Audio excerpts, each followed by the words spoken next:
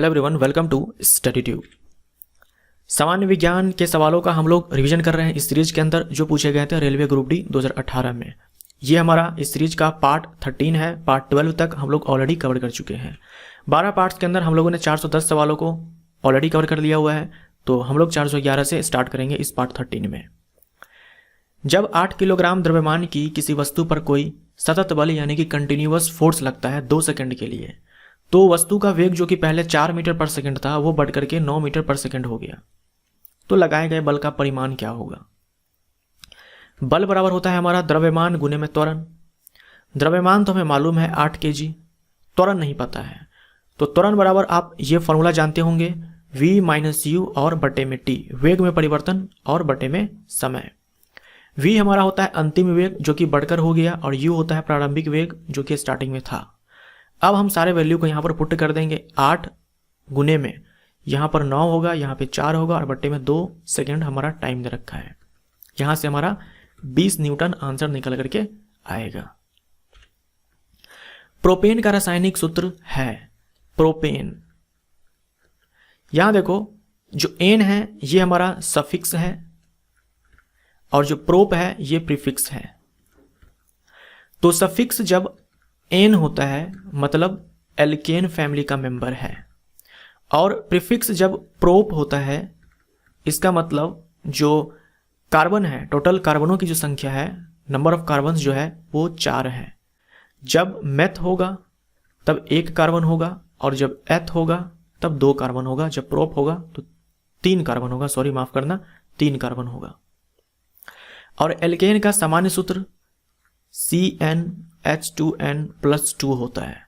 n का मान number of carbon होता है, तो n का मान यहां पर 3 है। C3H2 × 2 + 2 C3H8। डी हमारा राइट आंसर हो जाएगा। ये हमारा प्रोपेन है, यानी जितना कार्बन उसके डबल से 2 ज़्यादा हाइड्रोजन। एल्केन के अंदर क्या होता है, जितना कार्बन होता है उसके दुगुने से 2 ज़्यादा हाइड्रोजन होता है। तो जैसे प्रोपेन बोला यानी कि नंबर ऑफ कार्बन 3, तो 3 दूना 6 और प्लस में 2 8। गैस की मात्रा व्युत्क्रम अनुपाती होती है। गैस की मात्रा, यहाँ मात्रा का मतलब आपको समझना है वॉल्यूम, और व्युत्क्रम अनुपाती बोले तो inversely proportional. Inversely proportional. Ideal gas equation क्या आप जानते हैं? PV = nRT। P होता है प्रेशर, दाब, V होता है वॉल्यूम, आयतन, N होता है नंबर ऑफ मोल, R होता है गैस कांस्टेंट और T होता है टेम्परेचर। यहाँ देखो R जो है यह गैस कांस्टेंट जिसका वैल्यू 8.31 जूल पर मोल पर केल्विन होता है। ये वैल्यू आप ध्यान में रखिएगा, ये आपके एग्जाम में पूछा जा सकता है। यह गैस नियतांक, गैस कांस्टेंट। अब यहाँ देखिए 3 नियम होते हैं, गैस के 3 नियम होते हैं। पहला हमारा होता है बॉयल्स लॉ, बॉयल्स लॉ। दूसरा हमारा होता है चार्ल्स लॉ, चार्ल्स लॉ। और तीसरा होता है गे-लुसैक्स लॉ। ये तीनों नियम आपको याद होने चाहिए और ये इसी इक्वेशन से आता है। बॉयल्स लॉ हमें बताएगा ये जो दाब है और ये जो आयतन है इसके बीच में संबंध, जो कि यहाँ पर क्या होगा, उल्टा होगा। ये उल्टा तब होगा जब हमारा टेम्परेचर क्या हो, यहाँ पर कांस्टेंट होगा, अदरवाइज क्या होगा, टेम्परेचर भी वेरिएबल हो जाएगा, तो फिर ये रिलेशन नहीं निकल करके आएगा। देखो R और N हमारा कांस्टेंट हो जाता है, R तो कांस्टेंट है, नंबर ऑफ मोल भी यहाँ पर कांस्टेंट हो जाता है, लेकिन टेम्परेचर चेंज हो सकता है। तो यहाँ पर जब हम टेम्परेचर को कांस्टेंट मानेंगे तभी P और V में रिलेशन निकल करके आएगा उल्टा, अदरवाइज नहीं निकल करके आएगा। चार्ल्स लॉ, चार्ल्स लॉ ये बताएगा वॉल्यूम और टेम्परेचर में रिलेशन जो कि सीधा है, समानुपाती है। और गे-लुसैक्स लॉ ये प्रेशर और टेम्परेचर में संबंध बताएगा जो कि समानुपाती है। ये प्रेशर और ये टेम्परेचर अगर हम वॉल्यूम कांस्टेंट कर दे तो यहाँ पर हमारा वॉल्यूम कांस्टेंट हो जाएगा, और यहाँ V और T है तो यहाँ पर प्रेशर कांस्टेंट हो जाएगा। ये तीनों नियम आप ध्यान में रखना। आपसे पूछा गया था वॉल्यूम के साथ कि उल्टा संबंध है, वॉल्यूम के साथ देखो प्रेशर का उल्टा संबंध है। ए हमारा राइट आंसर। गिरते हुए नारियल में होती है, नारियल नीचे गिर रहा है, उसके पास स्पीड है, स्पीड है तो गतिज ऊर्जा है, काइनेटिक एनर्जी है। डैश अल्ट्रासाउंड उत्पन्न करके खेल खेलते हैं। अल्ट्रासाउंड बोले तो वो साउंड जिसकी फ्रीक्वेंसी, जिसकी आवृत्ति कितने, यानी कि 20 किलोहर्ट्ज से ज़्यादा हो, उस साउंड को हम लोग बोलते हैं अल्ट्रासाउंड। तो ये साउंड चूहे निकाल सकते हैं, जो चमगादड़ होते हैं वो निकाल सकते हैं, डॉल्फिन ये निकाल सकती है, उसके बाद जो पोर्पोइज होते हैं, पोर्पोइज, ये सारे हैं जानवर जो कि अल्ट्रासाउंड प्रोड्यूस करते हैं। हमारा आंसर यहाँ पर हो जाएगा डी। अगर साउंड की फ्रीक्वेंसी अगर 20 हर्ट्ज से नीचे है तो इसे हम बोलते हैं इंफ्रासाउंड। इसे हम क्या बोलेंगे? इंफ्रासाउंड। जैसे कि व्हेल हो गया, हाथी हो गया, ये सब निकालते हैं इंफ्रासाउंड। व्हेल हो गया, एलिफेंट हो गया, ये सब क्या निकालते हैं? इंफ्रासाउंड। सोडियम बाइकार्बोनेट का सामान्य नाम है। सोडियम बाइकार्बोनेट का फॉर्मूला होता है NaHCO3। अच्छे से ध्यान में रखिएगा। सोडियम हाइड्रोजन कार्बोनेट भी इसे बोलते हैं। तो सोडियम बाइकार्बोनेट है, इसी को बोलते हैं खाने वाला सोडा यानी कि बेकिंग सोडा।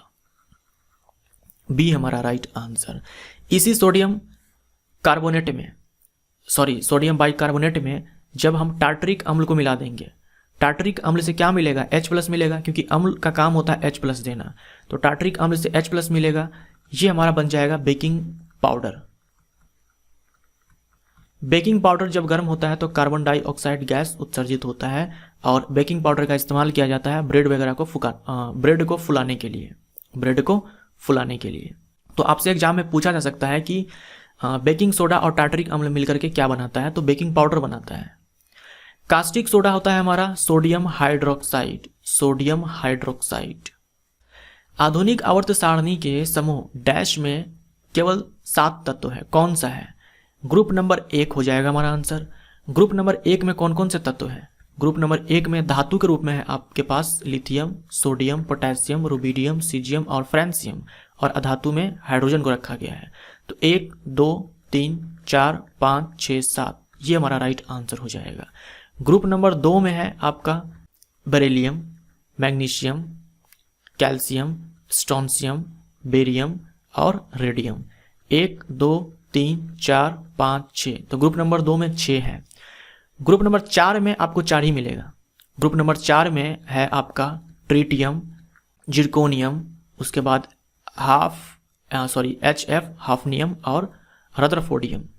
ये आपका ग्रुप नंबर 4 का तत्व है। मैंने इसको याद किया हुआ है टीजर हाफराफ, इस तरह से मैंने याद किया हुआ है टीजर हाफराफ, ट्रिटियम, जिरकोनियम, हाफनियम और रदरफोर्डियम। ये चार आपको दिख रहे हैं। उसके बाद ग्रुप नंबर 3 में आपको मिलेगा स्काइलक, मैंने याद किया हुआ स्काइलक, स्काइलक इस तरह से, स्कैंडियम, यूट्रियम, लैंथनम, एक्टिनियम।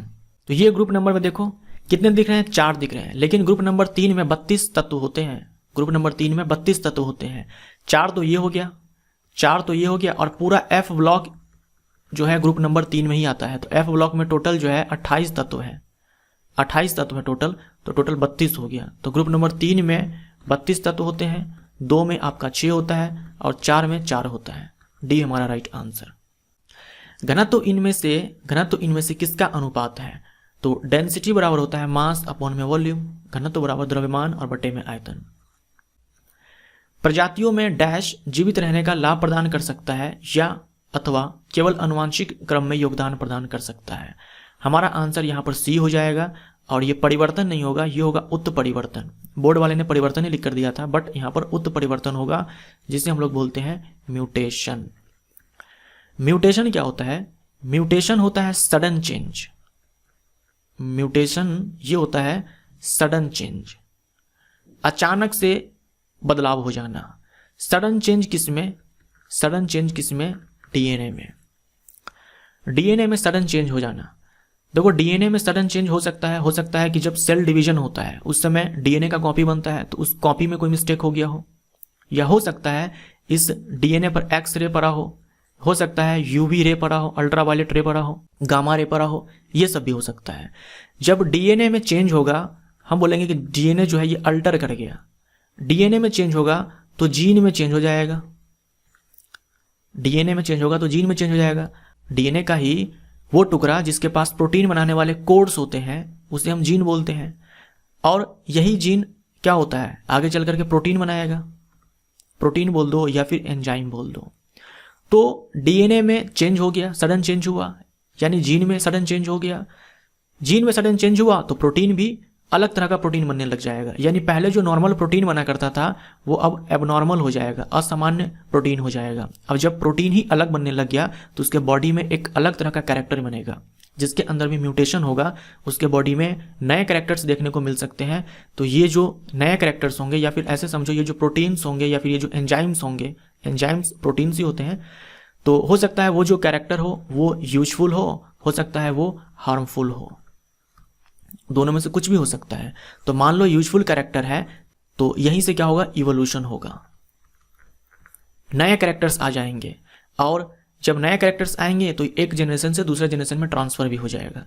जैसे मान लो कोई ऐसा स्थान था, वहां पर एक ही जाति के बहुत सारे लोग थे, एक ही जाति के बहुत सारे लोग थे, ABCDEFGH कुछ भी मान लो आप, बहुत सारे लोग थे। इनमें से क्या हुआ, एक म्यूटेट कर गया, एक के अंदर सडन चेंज आ गया, म्यूटेट कर गया, वो अब म्यूटेट हो चुका है, इसके अंदर नया कैरेक्टर आ चुका है। अब ऐसा हो सकता है कि वहाँ का जो टेम्परेचर है या फिर वहाँ का जो भी वातावरण है वो कुछ ऐसा हो गया कि इन सब के लिए एक खतरा भरा वो वातावरण है। तो हो सकता है कि वो सारे जो है ये मर जाए और ये बच जाए, हो सकता है ऐसा कि बच जाए, क्योंकि इनका बॉडी जो है म्यूटेट कर चुका है। तो यहाँ पर तो इसके लिए यूजफुल हो गया। फिर ये अपना जनसंख्या आगे बढ़ाएगा तो इसके अंदर जो जीन हुआ है, जो नया जीन बना है म्यूटेट करके, वो जीन अगले जनरेशन में ट्रांसफर हो जाएगा। तो ये हार्मफुल भी हो सकता है और यूजफुल भी हो सकता है। कुछ नया कैरेक्टर्स फायदेमंद भी हो सकता है और कुछ नया कैरेक्टर खराब भी हो सकता है बॉडी के लिए। लेकिन ये तो है कि अगर म्यूटेशन होगा तो इवोल्यूशन होगा, क्योंकि नए कैरेक्टर्स आएंगे जो फिर आगे जनरेशन टू जनरेशन ट्रांसफर होंगे। अब एक लड़का है 4 किलोग्राम का स्कूल बैग लेकर के खड़ा है, वो भी 30 सेकंड तक। उसने कितना कार्य किया, आपने बैग उठा करके रखा हुआ है आपने 30 सेकंड तक, आपने कितना कार्य किया, कुछ भी नहीं किया। आपने बैग तो उठा लिया लेकिन आपने उसको डिस्प्लेस कहाँ किया, विस्थापन कहाँ किया, विस्थापन 0, डिस्प्लेसमेंट 0, तो वर्क भी 0। किसी रॉकेट का प्रक्षेपण न्यूटन के किस नियम पर आधारित है। रॉकेट को जब लॉन्च किया जाता है तो आप देखते होंगे कि यहाँ से बहुत सारी क्या है, गैसेज निकलती है। तो जो इंजन होता है इस गैस पर नीचे की ओर फोर्स लगाता है, तो ये गैस इस इंजन पर ऊपर की ओर फोर्स लगाता है। यानी एक हो गया क्रियाबल जो कि इंजन इस गैस पे लगाया, तो गैस ने इस इंजन पे लगाया, ऊपर की ओर प्रतिक्रिया बल विपरीत दिशा में। यहाँ पर देखो दोनों बल लग रहे हैं। यानी अगर ये F1 है, ये F2 है, तो F1 = F2 हो जाएगा, बट यहाँ नेगेटिव साइन आएगा क्योंकि उल्टा डायरेक्शन हो चुका है। ये गति का तृतीय नियम है। किसी गोलाकार दर्पण की फोकस दूरी डैश होती है, तो F = R/2 आप जानते हैं गोलाकार दर्पण में होता है। फोकस दूरी ये बराबर होता है किसके, वक्रता त्रिज्या बट्टे में 2 के। तो इसकी वक्रता त्रिज्या की दुगुनी नहीं आधी, सी हमारा राइट आंसर। 12 ग्राम की गोली दागी जाती है, गोली बैरल से बाहर निकलने में 0.06 सेकंड लगते हैं तथा उसकी गति 600 मीटर पर सेकंड है। बंदूक द्वारा गोली पर आरोपित बल कितनी होगी। तो ये रहा बंदूक और यहां से गोली को दागी गई। गोली का द्रव्यमान दे रखा है 12 ग्राम है और इसको बंदूक से बाहर निकलने में समय लगा कितना, 0.06 सेकेंड। पूछा यह है बंदूक द्वारा गोली पर आरोपित बल कितनी होगी। देखो इस बंदूक ने इस बुलेट पर मान लो इधर के डायरेक्शन में एक F1 फोर्स लगाया, तो यहां पर क्या होता है, न्यूटन के गति का तीसरा नियम यहां पे काम करता है। बंदूक भी पीछे की ओर झटका खाता है, मतलब F1 और बराबर F2 होता है। जैसे अभी आपने पिछले सवाल में देखा, ये दोनों बराबर होते हैं लेकिन डायरेक्शन में क्या होते हैं, उल्टा होते हैं। हमें क्या बोला है, हमें बोला है कि F1 कितना होगा, यानी बंदूक ने कितना बल लगाया गोली के ऊपर। ये हमारा फोर्स हो गया गन के द्वारा और ये F2 हो गया हमारा बुलेट के द्वारा, ये गन के द्वारा और ये बुलेट के द्वारा। तो देखो हमें गन का चाहिए तो हमें यहाँ पर गन का मास चाहिए, और गन का हमें त्वरण चाहिए, लेकिन ना तो हमें मास दे रखा है गन का और ना ही त्वरण दे रखा है। तो कोई बात नहीं है, हम बुलेट का निकाल लेते हैं क्योंकि दोनों तो बराबर ही है ना, डायरेक्शन में उल्टा है बट दोनों तो बराबर ही है। हम बुलेट का निकाल लेंगे, उतना ही बल गन ने लगाया बुलेट पे। तो बुलेट ने कितना बल लगाया इसको हम निकाल सकते हैं। इसको हम कैसे निकालेंगे कि बुलेट का हम यहाँ पर मास लिखेंगे और बुलेट का हम लोग यहाँ पर त्वरण लिखेंगे। बुलेट का मास दे ही रखा है लेकिन 12 ग्राम दे रखा है, हमें चाहिए आंसर न्यूटन में यानी कि एसआई यूनिट में, तो हम यहाँ पर द्रव्यमान को एसआई यूनिट में रखेंगे, केजी में रखेंगे, तो हम यहाँ पर 1000 से भाग लगा देंगे। उसके बाद त्वरण देखो, त्वरण बराबर अभी आपने देखा v माइनस यू अपॉन में t होता है। अब v तो हमें दे रखा है 600 मीटर पर सेकेंड, v हमें दे रखा है यहाँ पर 600 मीटर पर सेकेंड। u 0 हो जाएगा क्योंकि स्टार्टिंग में जो बुलेट था वो बंदूक के अंदर था, तो ये हमारा माइनस में 0 और t हमारा हो जाएगा 0.06। इसको हम लोग सॉल्व करते हैं। ये 12 और बट्टे में 1000 है, यहाँ से हम पॉइंट हटाएंगे, उसके बाद 600 गुने में हम यहाँ पर ऊपर 100 लिख सकते हैं पॉइंट हटाने के बाद, और नीचे में हम लोग यहाँ पर 6 लिखेंगे। अब यहाँ से 2 जीरो खत्म, यहाँ से 2 जीरो खत्म, यहाँ 1 जीरो है, यहाँ से 1 जीरो खत्म, और 6 से ये 6 खत्म, तो हमारा आंसर यहाँ पर 120 न्यूटन निकल करके आया। लेकिन 120 तो यहाँ पर है ही नहीं, तो देख लेना आप यहाँ पर आंसर कौन होगा। आई थिंक कहीं पर कैलकुलेशन मैंने मिस्टेक किया होगा, तो एक बार आप और बना करके चेक कर लेना। ये ऐसे ही बनेगा जैसे मैंने आपको यहाँ बताया वैसे ही बनेगा, तो आप एक बार बना करके देख लेना। यहाँ पर मैंने 120 न्यूटन आंसर निकाला है, हो सकता है कहीं पर मैंने कुछ मिस्टेक किया हो, तो देख लेना कौन सा आंसर है। बोर्ड वाले की तरफ से 1200 न्यूटन है और यहाँ मैंने निकाला 120 न्यूटन, हो सकता है मैंने मिस्टेक किया हो, तो एक बार चेक कर लेना आप, ठीक है। एक बार आप चेक कर लेना कि ये आंसर 1200 न्यूटन आ रहा है या नहीं आ रहा है, या फिर जो मैंने निकाला 120 न्यूटन यही सही है।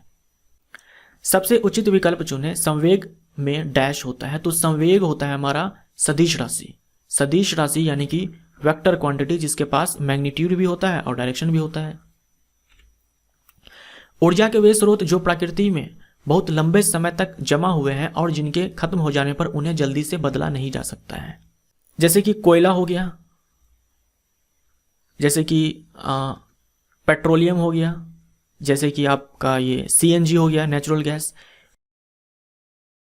बार बार रिन्यू नहीं होते हैं, यानी बार बार नहीं बनते हैं। तो जो बार बार नहीं बनते हैं उससे हम लोग क्या बोलते हैं, पहले समझो, जो बार बार बनते हैं उससे हम लोग बोलते हैं रिन्यूएबल। रीन्यूएबल दोबारा से नया बनेगा, लेकिन ये तो दोबारा से नया नहीं बनेगा ना जल्दी से, हम इसे बोलेंगे non renewable source of energy. तो ये सारे जो है ये ऊर्जा के स्रोत हैं और ये गैर नवीकरणीय स्रोत है। गैर नवीकरणीय स्रोत यानी कि बार बार जो होगा ये नहीं बनने वाला, इसको बनने में लाखों वर्ष लगते हैं, ठीक है। यही हमसे पूछा गया है कि खत्म हो जाने पर जल्दी से बदला नहीं जा सकता। वहीं जो आपका सोलर एनर्जी है, सोलर एनर्जी है, या फिर जो हाइड्रो एनर्जी है, या फिर जो विंड एनर्जी है, पवन ऊर्जा, ये सब जो है ये सब आपका हो गया renewable energy, renewable source of energy, यानी ऊर्जा के ये सब नवीकरणीय स्रोत है। ऊर्जा के ये सब नवीकरणीय स्रोत है। विद्युतीय विगलन, विद्युतीय विगलन, यहां पर विगलन का मतलब है गलना, गलना मेल्टिंग। निम्नलिखित में से किस पर आधारित है, तो गलेगा कब, जब ऊष्मा का उत्सर्जन होगा। गलेगा कब, जब ऊष्मा का उत्सर्जन होगा, तो ये धारा के ऊष्मीय प्रभाव पर। जो इलेक्ट्रिक फ्यूज होता है ये आप जानते हो, ये विद्युत धारा के ऊष्मीय प्रभाव पर काम करता है। इलेक्ट्रिक फ्यूज में जो एलॉय इस्तेमाल होता है, एलॉय मिश्र धातु जो इस्तेमाल होता है वो लेड प्लस टीन का बना होता है।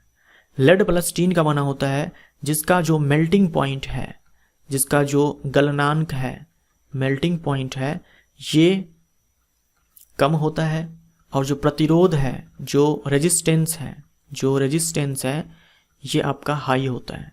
ये चीज़ आप ध्यान में रखिएगा कि रेजिस्टेंस हाई होता है और मेल्टिंग पॉइंट लो होता है, और इसको लगाते हैं सर्किट में सीरीज कॉम्बिनेशन में, श्रेणी क्रम में। निम्नलिखित में से कौन सी धातु शीतल जल के साथ उग्र रूप से अभिक्रिया करती है। उग्र रूप से यानी कि बहुत ही violent reaction. Violent reaction, violent reaction इसलिए क्योंकि इस रिएक्शन में क्या होता है, आग पकड़ लेता है। इतना ज़्यादा खतरनाक ये वाली जो अभिक्रिया होती है कि इसमें आग पकड़ लेता है। तो ये आपको ध्यान में रखना है, सोडियम और पोटेशियम। सोडियम और पोटेशियम, इनका जो अभिक्रिया है इन दोनों का, एयर के साथ, वाटर के साथ, ये काफ़ी वायलेंट होता है, काफ़ी वायलेंट होता है। जैसे ही ये सोडियम पोटेशियम इस एयर या फिर वाटर के कांटेक्ट में आएगा, इसमें आग पकड़ लेता है। इसीलिए इन दोनों को जो है किरोसिन में डुबो करके रखा जाता है। सोडियम हमारा राइट आंसर हो जाएगा यहाँ पे। कॉपर ऑक्साइड और कार्बन मोनोऑक्साइड अभिक्रिया में अपचयन अभिकारक है। तो अपचयन अभिकारक बोले तो रिड्यूसिंग एजेंट। रिड्यूसिंग एजेंट, देखो ये कॉपर ऑक्साइड है, इस कॉपर ऑक्साइड से कॉपर को प्राप्त किया जाएगा और इसके लिए होगा यहाँ पर रिडक्शन। रिडक्शन इसलिए क्योंकि कॉपर ऑक्साइड से कॉपर बना, यहाँ पर ऑक्सीजन छोड़ करके चला गया, तो ऑक्सीजन का छोड़ करके जाना या फिर हाइड्रोजन का आना रिडक्शन कहलाता है। ये रिडक्शन करवाया कौन? ये करवाया कार्बन मोनोऑक्साइड, तभी तो कार्बन मोनोऑक्साइड रिड्यूसिंग एजेंट कहलाएगा। कार्बन मोनोऑक्साइड जो है ये यहाँ पर रिड्यूसिंग एजेंट है, जो यहाँ पर लिखा हुआ है अपचयन अभिकारक है। ऐसा इसलिए क्योंकि कार्बन मोनोऑक्साइड ने करवा दिया रिडक्शन इसका कॉपर ऑक्साइड का। तो रिड्यूसिंग एजेंट ये दूसरे को तो रिड्यूस करेगा और खुद ऑक्सीडाइज हो जाएगा। अब यहाँ जो कॉपर ऑक्साइड में ऑक्सीजन था ये छोड़ करके कहाँ गया? ये कार्बन मोनोऑक्साइड के पास आया और कार्बन डाइऑक्साइड बनाया। तो यहाँ पर आप ध्यान से देखो, कॉपर ऑक्साइड से ऑक्सीजन छोड़ करके गया, तो ऑक्सीजन का छोड़ करके जाना कहलाता है रिडक्शन, और ऑक्सीजन का जुड़ना जो कि कार्बन मोनोऑक्साइड में आकर के जुड़ गया, यहाँ पर देखो एक ऑक्सीजन, इसे बोलते हैं ऑक्सीडेशन। तो रिड्यूसिंग एजेंट दूसरे को रिड्यूस करेगा और खुद ऑक्सीडाइज हो जाएगा। हमारा आंसर यहां पर क्या होगा? Carbon monoxide. गतिज ऊर्जा को व्यक्त किया जाता है तो काइनेटिक एनर्जी बराबर होता है हाफ mv², m द्रव्यमान, v स्पीड, हाफ mv²।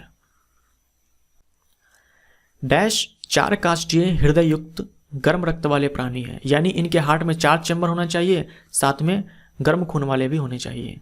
तो जो मैमल्स होते हैं, जो बर्ड्स होते हैं, इनके हार्ट में 4 चैम्बर्स होते हैं और ये वार्म ब्लडेड एनिमल्स भी हैं। यहां देख लो विकल्प में स्तनधारी है, यही हमारा राइट आंसर हो जाएगा।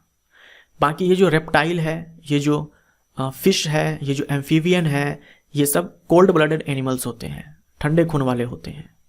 संगमरमर चिप्स पर तनु हाइड्रोक्लोरिक एसिड की क्रिया होती है। संगमरमर चिप्स बोले तो कैल्शियम कार्बोनेट।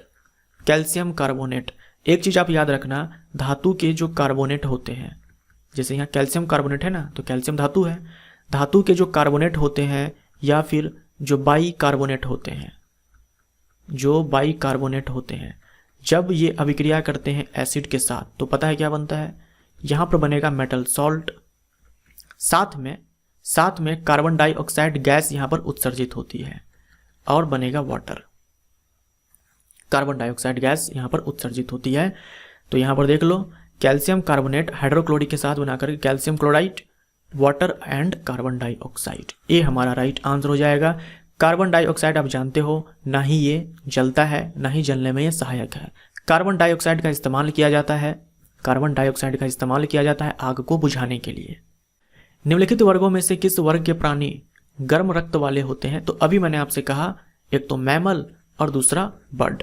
यहां पर हमारा आंसर पक्षी हो जाएगा। उभयचर ये ठंडे खून वाले होते हैं, सरीसृप ठंडे खून वाले होते हैं। मीन यानी कि पाइसेस बोले तो फिशेज, मछलियां, ये भी ठंडे खून वाले होते हैं।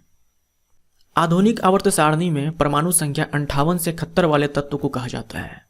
जो हमारा आधुनिक आवर्त सारणी है उसमें जो F ब्लॉक है उसमें एक लेंथेनाइड सीरीज है और एक एक्टेनाइड सीरीज है। लेंथेनाइड सीरीज के अंदर परमाणु संख्या 58 से लेकर के 71 तक के तत्व आते हैं। एक्टेनाइड सीरीज के अंदर परमाणु संख्या 90 से लेकर के 103 तक के तत्व आते हैं। जो 58 है ये है सीरियम। जो 71 परमाणु संख्या वाले तत्व है, 71 परमाणु संख्या वाला जो तत्व है वो है ल्यूटेरियम। जो 90 परमाणु संख्या वाला तत्व है वो है थोरियम। और जो 103 है इसमें है लॉरेंसियम। ये हो गया लॉरेंसियम। बाकी अक्रिय गैस ग्रुप नंबर 18 और हेलोजन ग्रुप नंबर 17।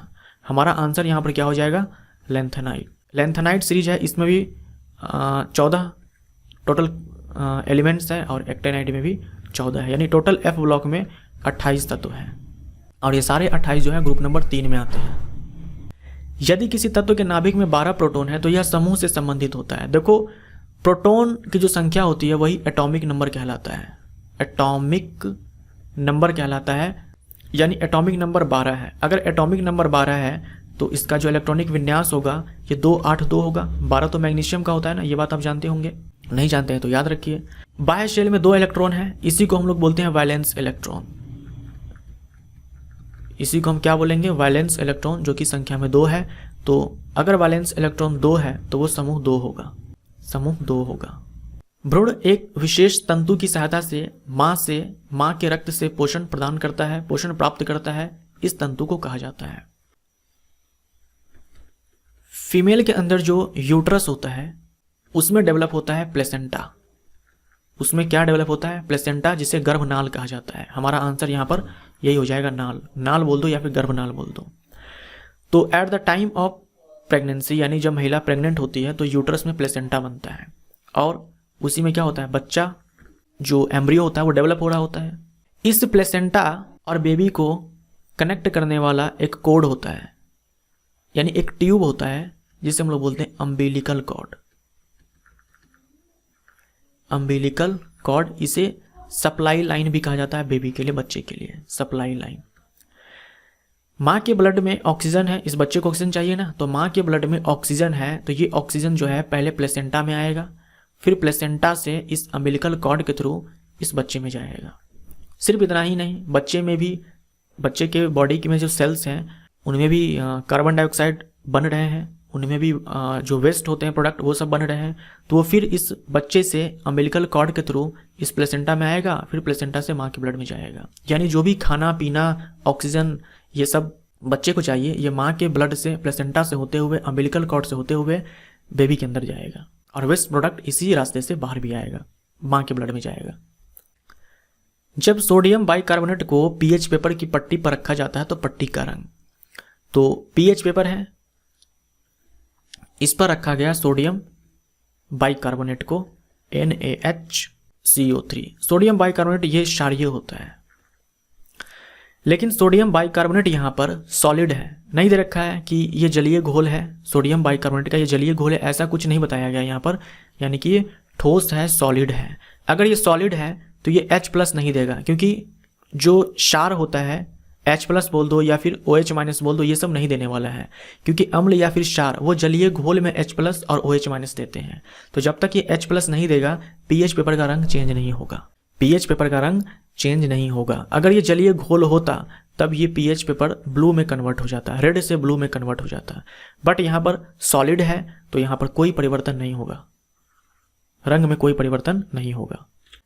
संपीड़नों का निर्माण उस स्थान पर होता है जहां वायु दाब, जो ध्वनि तरंग होती है, जो साउंड वेव होती है, वो चलती है संपीड़न और विड़लन के रूप में। संपीड़न बोले तो कंप्रेशन और विड़लन बोले तो रेयर फैक्शन। यहां संपीड़न लिखा हुआ है यानी कि कंप्रेशन। कंप्रेशन यानी कि संपीड़न, ये वो स्थान होता है जहां पर माध्यम के जो कण होते हैं, मीडियम के जो पार्टिकल्स होते हैं, काफी पास होते हैं, काफी पास होते हैं। तो हम बोलते हैं यहाँ पर डेंसिटी ये भी हाई है और प्रेशर ये भी हाई है, यानी उच्च घनत्व उच्च दाब। जो रेयर फैक्शन वाला स्थान होता है, यानी जो विड़लन वाला स्थान होता है, यहां पर पार्टिकल जो होते हैं वो काफी दूर होते हैं, पार्टिकल्स काफी दूर होते हैं। तो हम बोलते हैं यहाँ पर डेंसिटी भी लो है और जो प्रेशर है वो भी लो है, यानी कि निम्न घनत्व निम्न दाब। हमसे कंप्रेशन वाले स्थान पर पूछा था तो दाब यहाँ पर उच्च हो जाएगा। असंतृप्त कार्बन यौगिक, असंतृप्त कार्बनिक यौगिक होना चाहिए, या फिर असंतृप्त यहाँ पर आपको हाइड्रोकार्बन भी दिया जा सकता है। अत्यधिक काले धुएं के साथ डैश ज्वाला प्रदान करते हुए ऑक्सीजन में जलते हैं। देखो असंतृप्त का मतलब होता है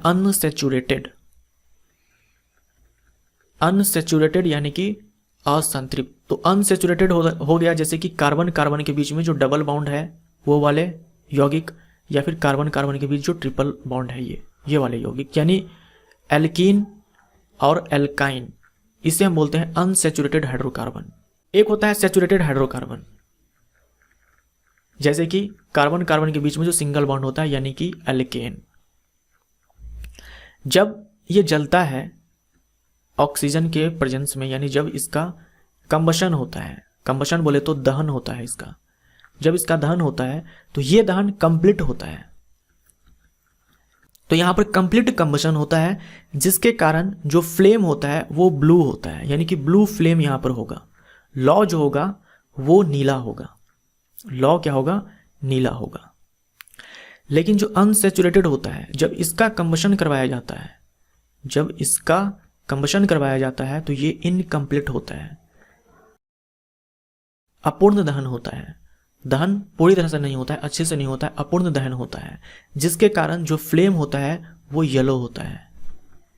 क्या होगा, येलो फ्लेम होगा। और इतना ही नहीं, येलो फ्लेम के साथ स्मोक भी यहां पर निकलने वाली है, वो भी black, black smoke, black smoke जो कि यहां पर लिखा हुआ है काले धुएं के साथ। तो ये चीज आप ध्यान में रखिएगा अनसैचुरेटेड के केस में और सैचुरेटेड के केस में। अनसैचुरेटेड के केस में yellow flame with black smoke, और संतृप्त के केस में ब्लू फ्लेम, एकदम क्लीन जलेगा ब्लू फ्लेम के साथ। हमारा आंसर यहां पर पीली हो जाएगा।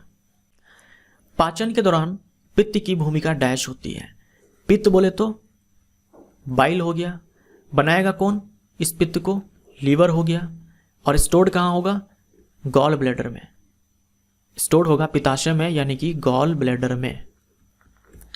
क्या काम है इसका, जो हम लोग फैट खाते हैं, जो हम लोग फैट खाते हैं, हम लोग बोलते हैं ना कि लीवर खराब हो जाएगा, तो जो तेल वाला जो सामान होता है जिसमें फैट्स होते हैं वो जल्दी नहीं पचेगा। तो इसके पीछे कारण यही है, क्योंकि लीवर ही बाइल बनाता है, और ये बाइल ही है जो सबसे पहले फैट पे काम करेगा।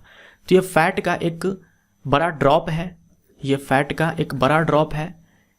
इस बड़े ड्रॉप को छोटे छोटे ड्रॉप्स के अंदर ये तोड़ देगा, इस बड़े ड्रॉप को छोटे छोटे ड्रॉप्स के अंदर ये तोड़ देगा। कौन तोड़ेगा, बाइल। इसे बोलते हैं इमल्सिफिकेशन। इसे क्या बोलते हैं, इमल्सिफिकेशन, यानी कि पाइसीकरण। ये टूट चुका है छोटे छोटे ड्रॉप्स में। अब यहां पर एंजाइम आएगा लाइपेज, अब यहां पर एंजाइम आएगा लाइपेज, और ये जो फैट्स के छोटे छोटे ड्रॉप्स हैं इसको ये तोड़ देगा फैटी एसिड में, फैटी एसिड में और ग्लिसरॉल में। ये जो लाइपेज है ये बनाता है पैनक्रियाज, ये बनाता है पैनक्रियाज, और पैनक्रियाज के ही अंदर बीटा सेल होता है जो कि इंसुलिन हार्मोन बनाता है। इंसुलिन हार्मोन ये ग्लूकोज के लेवल को डाउन करता है हमारे ब्लड में। हमारा आंसर यहाँ पर बी हो जाएगा।